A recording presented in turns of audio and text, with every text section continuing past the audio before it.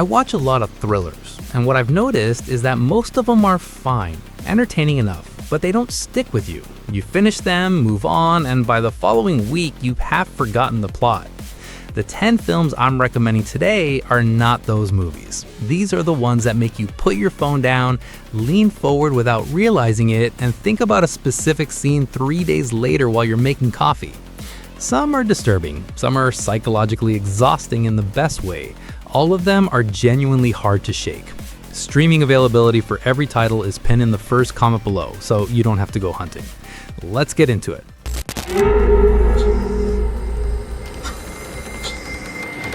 On paper, this one sounds like it could go either way. 2 legendary actors, a nursing home, and a creepy puppet.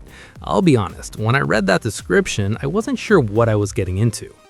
What I got was one of the more genuinely unsettling films I've seen in recent memory, and not because of anything supernatural or over the top. The horror here is grounded in something real, the loss of bodily autonomy, the vulnerability of people who can no longer protect themselves, and the specific cruelty of someone who exploits that. Jeffrey Rush plays a former judge who suffers a stroke and is moved into a nursing home, and John Lithgow plays a fellow resident who uses a creepy, eyeless puppet called Jenny Penn to terrorize other patients at night. Who rules? Jenny Penn.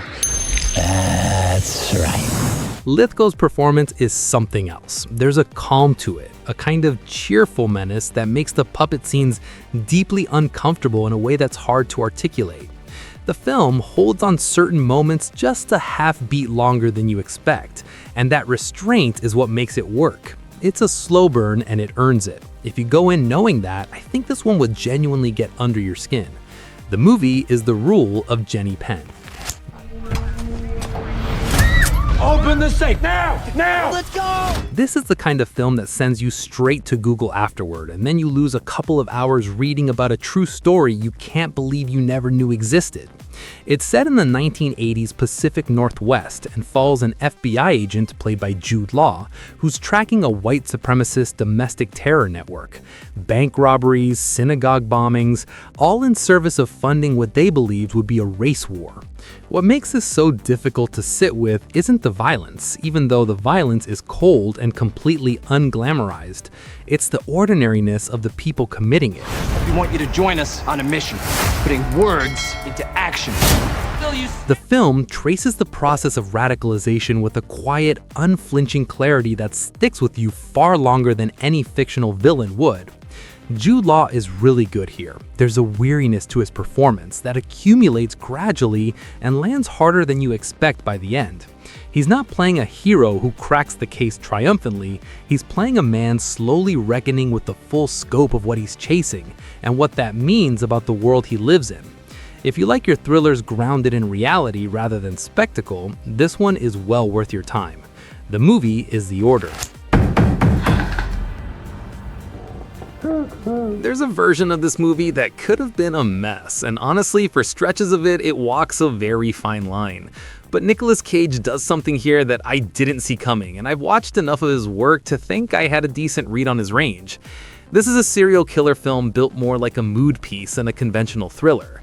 The killer never directly touches his victims. He finds a way to make fathers murder their own families without ever setting foot in their homes.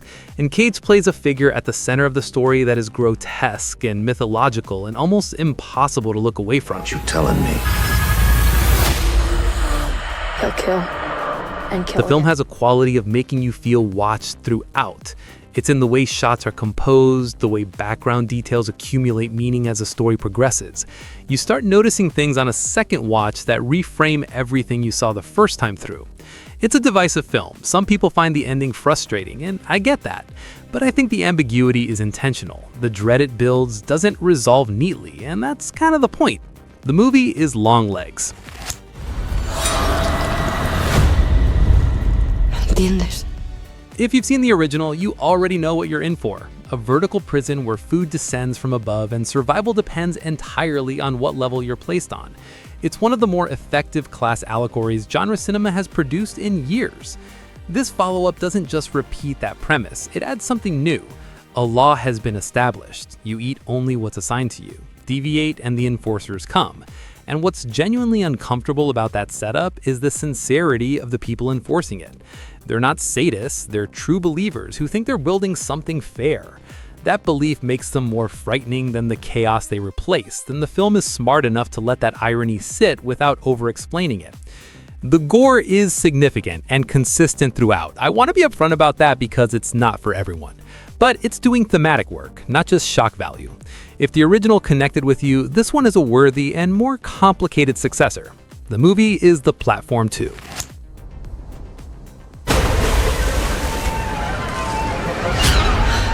This one operates on a very specific kind of dread, the fear of knowing something happened and having nobody believe you. It's a premise that sounds simple, but in the right hands, it's genuinely suffocating. A journalist aboard a luxury super yacht witnesses a woman being thrown overboard. She reports it. She's calmly told the woman never existed, and the cabin she was in never existed. Nothing happened. Now she's stuck on a boat in the middle of the ocean with no way out, surrounded by people who are polished and unified in their insistence that her perception is broken. I was backing in, I turned around and... Never a guest staying in here, Miss Blackwell. Everyone's accounted for. The film does a lot of the heavy lifting. There's nowhere to go. Every locked door and every politely smiling face becomes another wall closing in. The film builds its psychological pressure with real patience, and by the third act, you're as rattled as she is. It's not a flashy thriller, it relies almost entirely on atmosphere and performance, but it earns the tension it builds. More people should be talking about this one. The movie is The Woman in Cabin 10. Quick pause at the halfway point. If you're getting value out of these recommendations, hitting the subscribe button is a genuinely helpful way to support the channel. I put out new movie lists every week, so you never run out of good things to watch. Tap like while you're at it. It makes more of a difference than you think. All right, back to the list. Let's go back to your place and you can take advantage of my poor judgment. I depend on your poor judgment. Darren Aronofsky directing a grimy 1990s New York crime thriller with Austin Butler in the lead. That's a combination I didn't know I needed, and it absolutely delivered.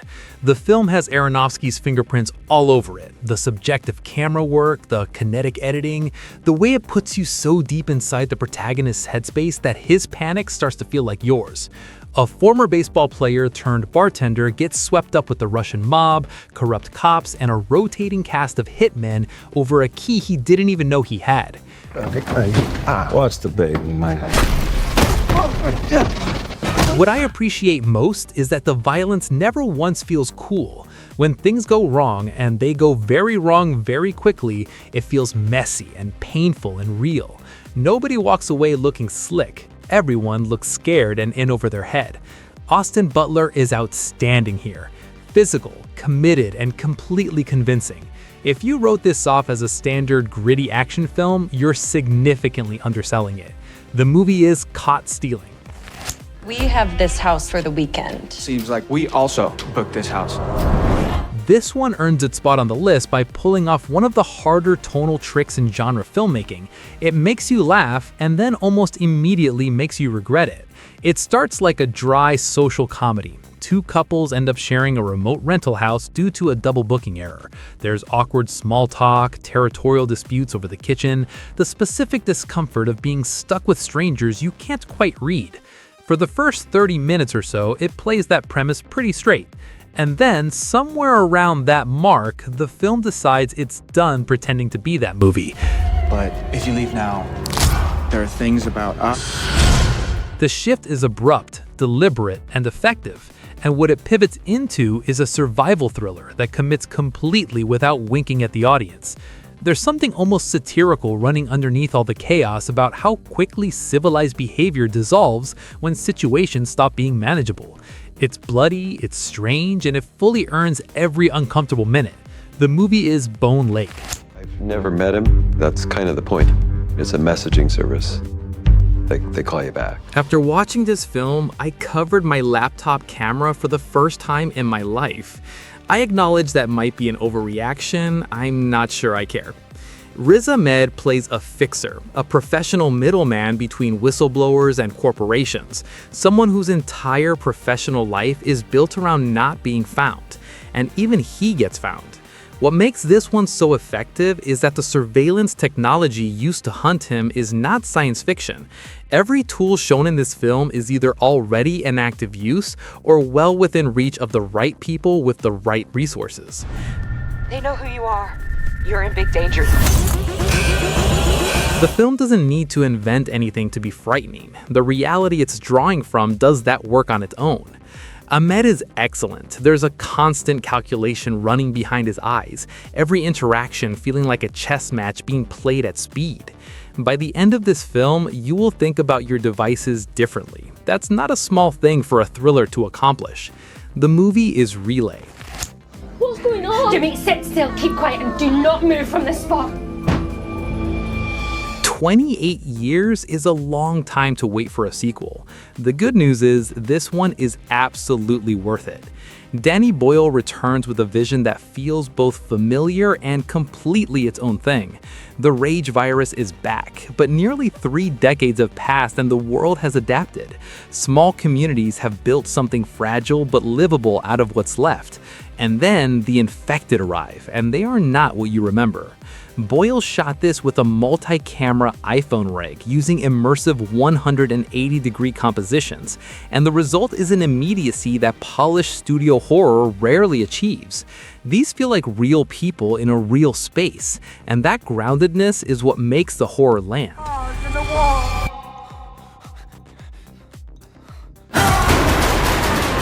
What stays with me most is the film's emotional argument.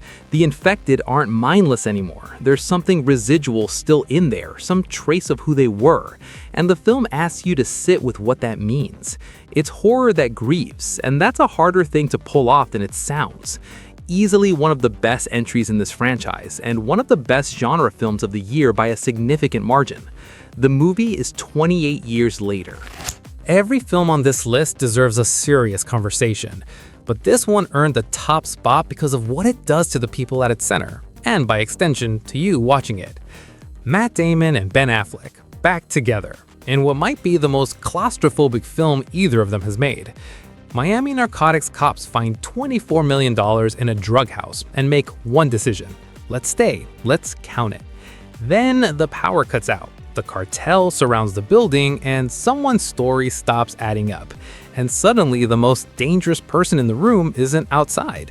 They're right there next to you wearing a badge. Every division, watch your back. Cover! Bitch! I'm breaking left! I got the roof! What this film understands, and what a lot of thrillers miss, is that the real threat is never the external danger. It's what the external danger exposes. Strip away the professional bond and the shared history, put people in a room with that much money and that much fear, and watch what surfaces. The unraveling of this team is careful and methodical and completely believable, and the final revelation about their captain hits hard precisely because the film has earned every step leading to it. My pick for the best thriller of the year. The movie is The Rip. That's the full list. Thanks for watching. If you found something new to track down, drop it in the comments. I genuinely read them and I want to know which one caught your attention. And if you haven't yet, go check out our recent list of 10 Netflix psychological thrillers that will mess with your head. Some genuinely overlooked films on that one that even serious thriller fans haven't found. New recommendations every week. I'll see you on the next one.